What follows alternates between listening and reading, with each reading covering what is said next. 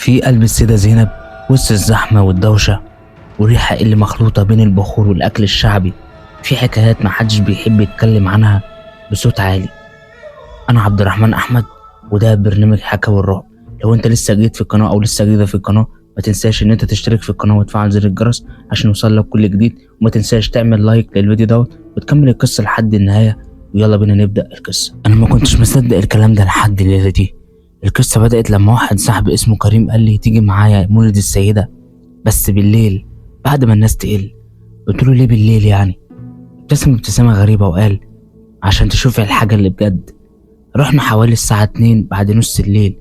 المكان كان هادي بشكل مش طبيعي، شوية ستات كبار قاعدين يسبحوا وريحة بخور تقيلة مالية الجو.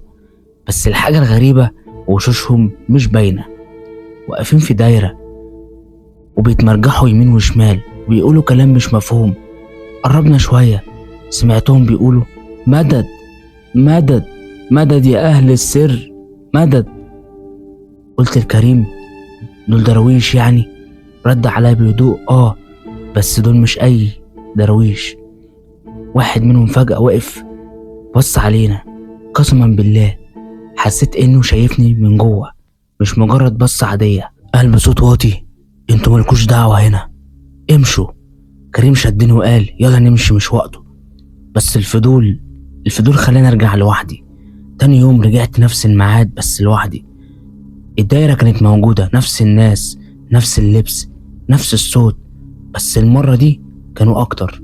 قربت اكتر وسمعت جملة خلت دمي يبرد. اللي دخل الدايرة ما بيخرجش. واحد منهم شاور لي بايده وقال تعالى انت مستنيك. مش عارف ليه رجلي اتحركت لوحدها. دخلت جوه الدايرة. اول ما دخلت الصوت عالي فجأة والدنيا بقت تقيلة، كأن الهوا نفسه بقى تقيل. واحد فيهم قرب مني ووشه كان قريب قوي بس مش واضح، كأن في ضباب عليه. قال انت جيت بنفسك يبقى تتحمل. قلت له وانا مرعوب اتحمل ايه؟ انا ما عملتش حاجة. ضحك ضحكة باردة وقال كل واحد بيدخل هنا بيشوف اللي مش مفروض يشوفه. وفجأة النور قطع، واللي حصل بعد كده مش فاكره كله، بس فاكر اني شفتهم مش بني ادمين.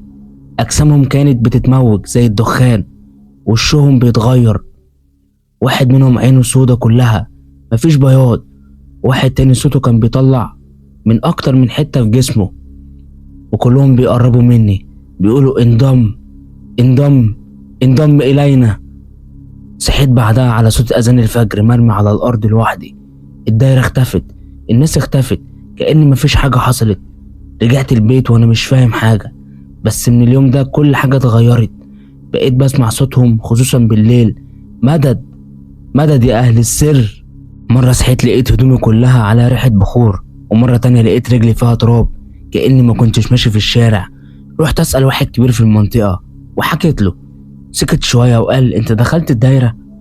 قلت له بصلي بخوف وقال ربنا يستر عليك، لان دول مش درويش عاديين. سألته امال ايه؟ قال دول ناس زمان كانوا بيعملوا حلقات ذكر، بس دخلوا في حاجة مش في الدين واستعانوا بحاجات تانية. قلت له يعني جن؟ قال هو بيهز راسه مش جن عادي، دول حاجة اقدم واخطر. من يومها وانا مش عارف اخرج. كل ليلة نفس الصوت، كل مرة بحس انهم اقرب. واصعب حاجة ان بقيت ساعات الاقي نفسي واقف قدام الجامع من غير ما افتكر ازاي وصلت. اخر مرة لقيت نفسي جوه الدايرة تاني وهم واقفين مستنيين. واحد منهم قال المرة دي مش هتمشي، ولو سمعت حد بيقول ان في درويش بيصاروا بعد نص الليل في السيدة زينب ما تروحش، ولو رحت ما تدخلش الدايرة. لو حد قالك تعالى ما تبصش وراك. وما تنساش لو انت وصلت لحد اخر الفيديو هنا ان انت تشترك في القناة وتفعل زر الجرس عشان يوصلك كل جديد.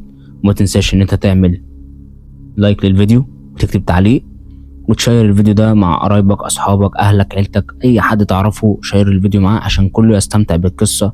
ويا رب تكونوا استمتعتوا بالقصة. وكان معاكم عبد الرحمن احمد. السلام عليكم ورحمة الله وبركاته.